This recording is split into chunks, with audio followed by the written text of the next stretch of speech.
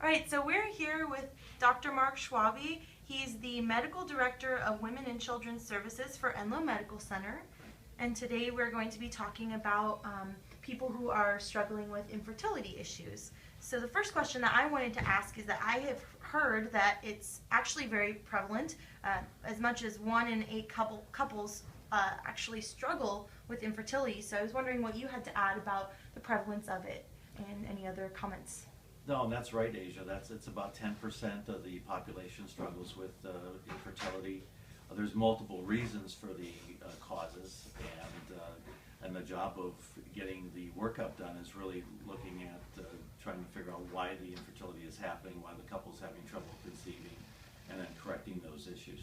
And I think that some people have an idea of what infertility is as defined, but it'd be interesting to get the actual definition from somebody Sure. who works with it and understands. Yeah, the actual definition is a couple trying for a full 12 months or 1 year without using any contraceptive methods and being unsuccessful.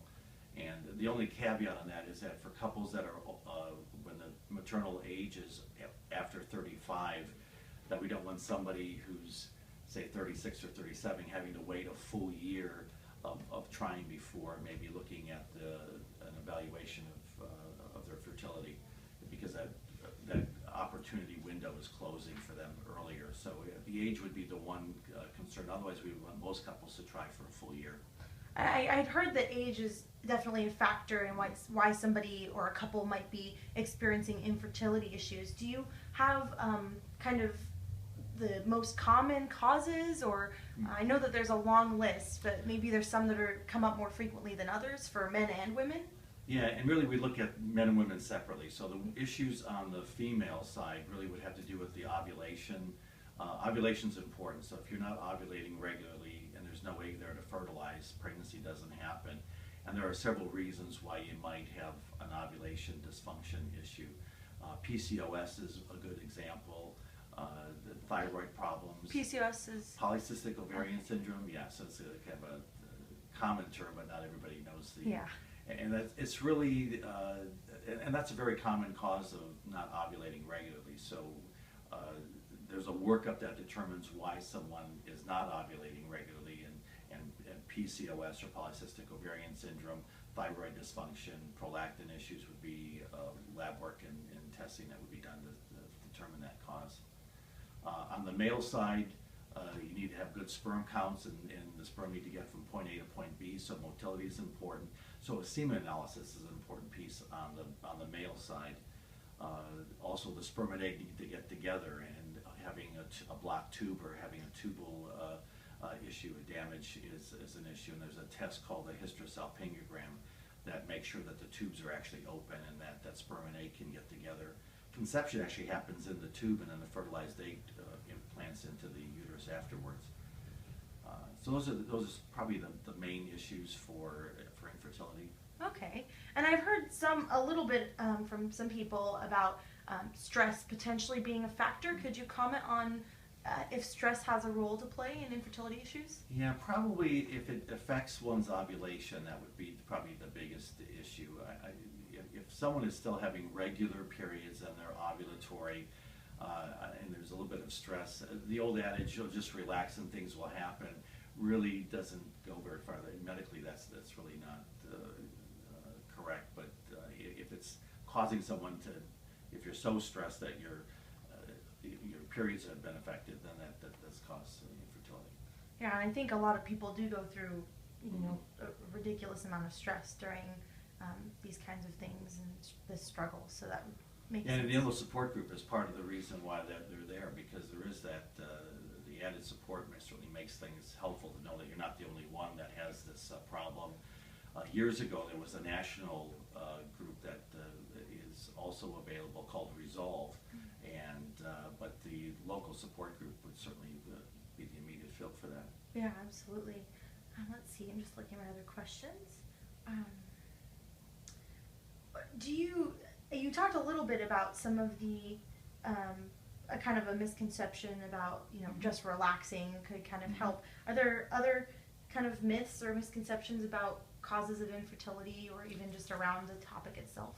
Yeah, it's important to understand that first of all, it can be a combined problem. So 40% of the time it's a male problem, another 40% of the time it's just a female problem, and then sometimes it's a combination of both male and female. And so the couple has to come into this kind of together, looking at if one person is just getting all the workup done and eliminating the other half, that sometimes misses the issue. You talked a little earlier about that important information about miscarriages. I think that's probably... Okay. Yeah, miscarriage, that's actually pregnancy happening, but then not going on to the full-term pregnancy. Probably the biggest reassurance that couples can have is that having had one and even having two miscarriages does not increase their chance for another miscarriage. And because miscarriages happen so commonly, 10 to 15% of the time, it's not unusual to have one or even two and still be a completely fertile couple. And so continuing to try. There's a little bit of waiting time typically after having the miscarriage, replacing the folic acid, which is real important. But just reassuring the couple that having had a miscarriage doesn't increase their chance in the next pregnancy is important for them to know. Yeah, absolutely. We talked a little bit as well about some of the resources that we have here locally. I think letting people know kind of what Enloe offers would be good as well. Yeah, we talked a little bit about the fact that getting just a basic semen analysis became a real problem earlier in the year, and Enloe has just purchased an analyzer so they can do semen analysis locally.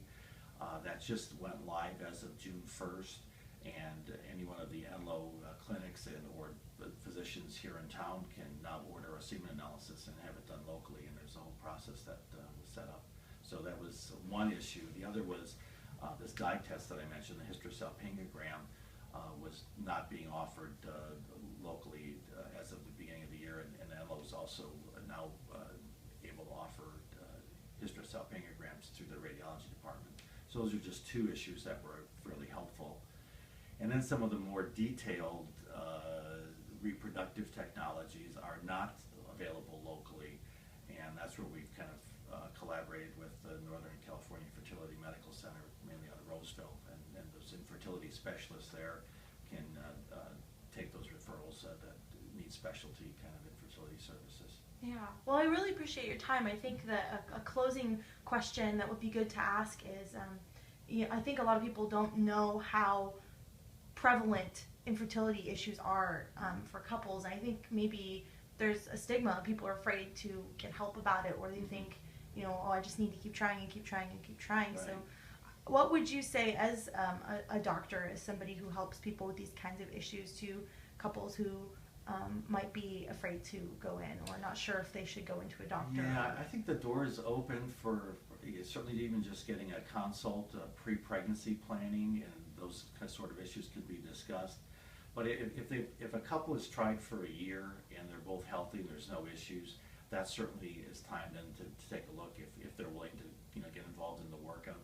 If a patient, if a female is not having regular periods, I mean, regular ovulation gives you the regular monthly cycle, and if that's not happening, then probably there's an issue with your ovulation, and if you're trying to get pregnant, then that is a time to get it looked at. And the older couples after 35, I think that when a window begins to close, not waiting too long, because the risk of not being able to conceive increases with age. So those are the three areas where I think couples need to seek help. Yeah, I think some people maybe might feel ashamed about having it as a problem, and I don't.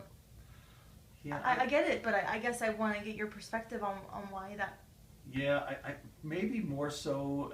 I think sometimes the males are a little harder to get the semen testing done, for fear of that they might be the problem. But again, if you're trying to conceive and want to have a family, those are just it's sometimes be a joint problem. So it's both a male and female combined issue. And it's normal, right? It's just a normal. Yeah, we wish that. Even the fact that miscarriages happen as often as they do, that sometimes women feel that somehow they failed the pregnancy and they weren't able to conceive. Those are just medical things that happen, and unfortunately, this whole reproductive process is not very perfect, and there's a lot of ways that things can go wrong, and sometimes things can be helped so that we improve success. Yeah. Well, thank you so much for your time. I appreciate it. Good.